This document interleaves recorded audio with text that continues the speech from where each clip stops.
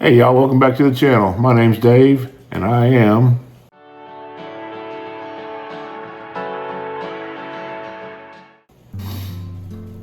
tonight I'm going to show you my take on a classic comfort dish, tuna casserole.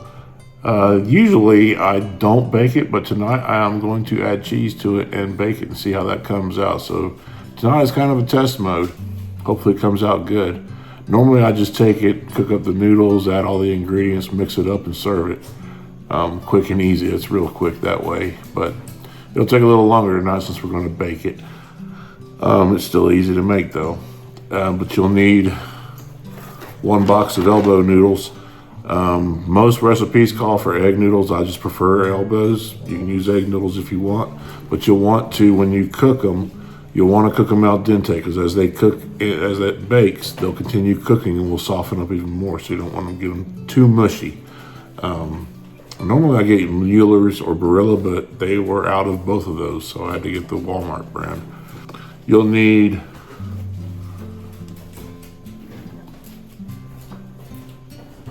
two 12-ounce cans of tuna. I don't use albacore or anything like that. I just get the normal tuna, but I make sure it's in water. I don't get the stuff in the oil. And then these are 2 of the larger cans of cream of mushroom soup.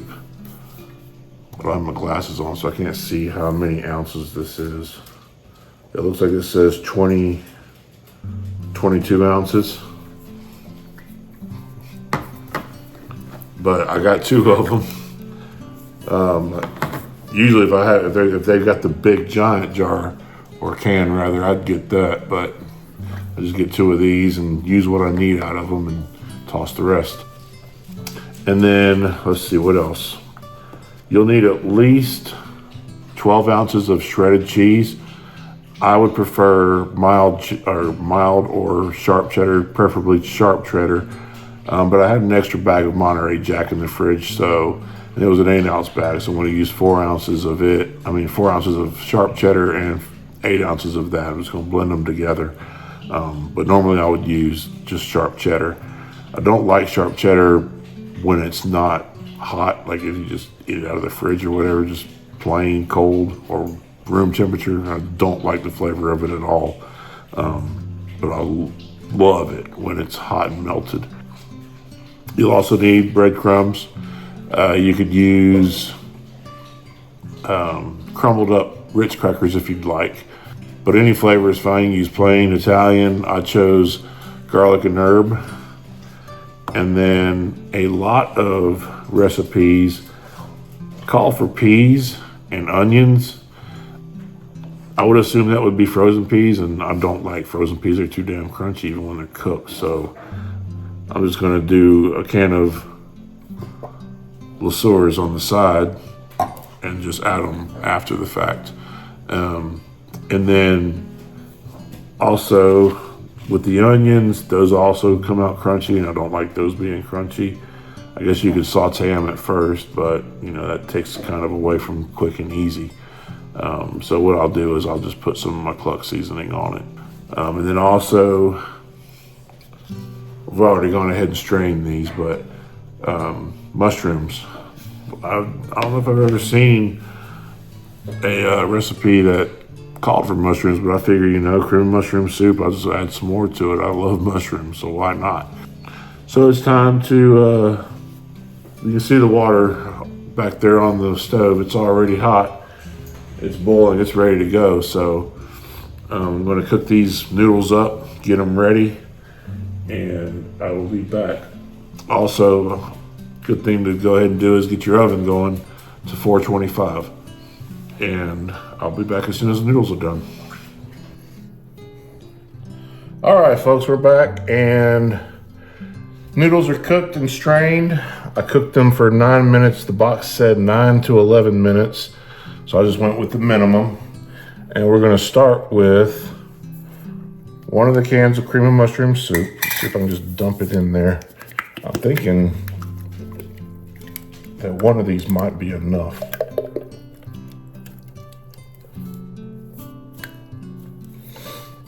And then we'll put our 2 12-ounce cans of tuna. Make sure you strain it. And then our mushrooms.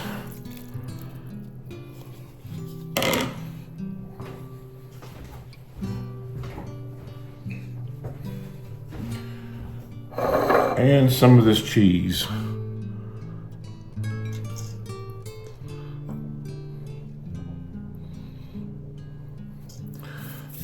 Now we'll give it a stir.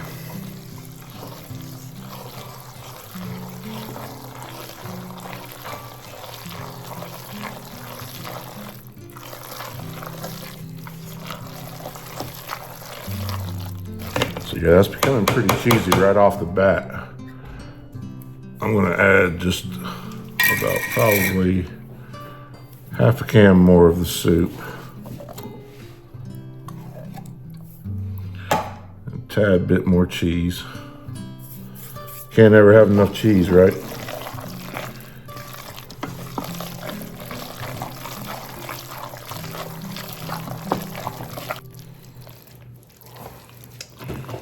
All right.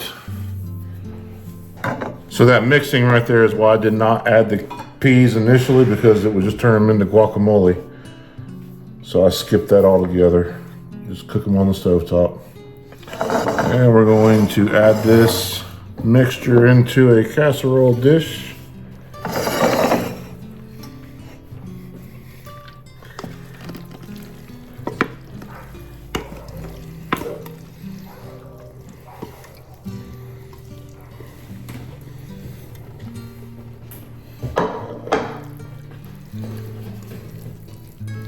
Spread it all out.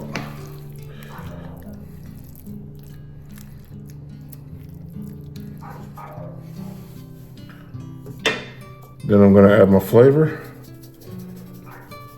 I'll link this recipe for this seasoning at the end of the video. Then more cheese.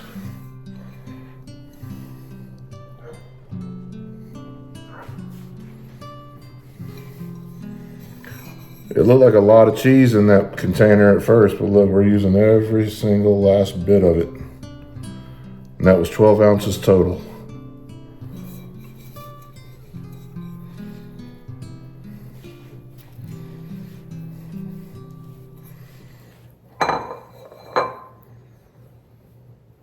Last but not least,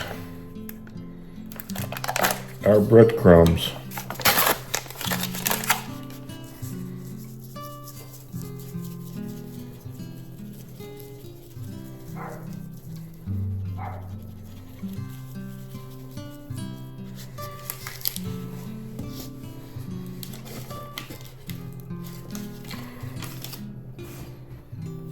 Now I'm going to pop it in the oven.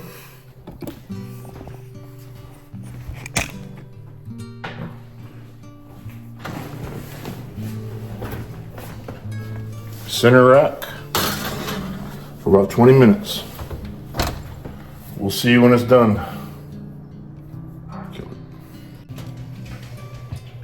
All right, guys, full disclosure, it's been 30 minutes, not 20. But it's time to come out of the oven.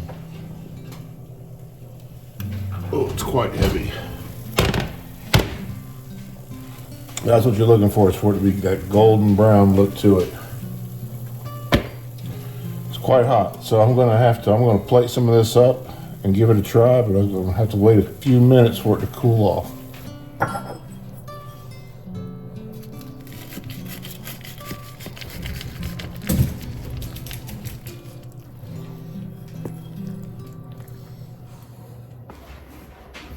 All right, guys, we're back, and got me a little bit in this bowl here, and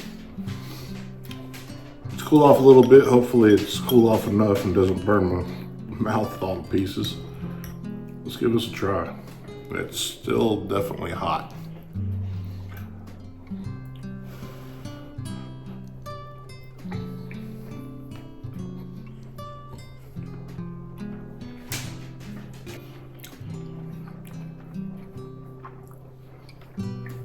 That's excellent. Excellent. I'm glad I tried that out. I'll probably be making this way from here on out, not my old method.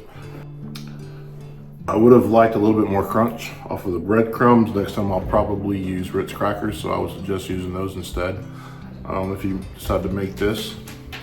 But other than that, I wouldn't change a thing. Cheese is a perfect addition. It's not got too much of a tuna taste to it. It's not overpowering. Throw some peas in there to finish it off, and I'm gonna enjoy this. Hope you enjoy it too. That's it for today, guys. Hope you enjoyed this video, and definitely give this one a try. I don't think you will regret it, especially if you've had tuna casserole in the past, growing up or as an adult, whatever. But have a great week, and I will see you on the next video.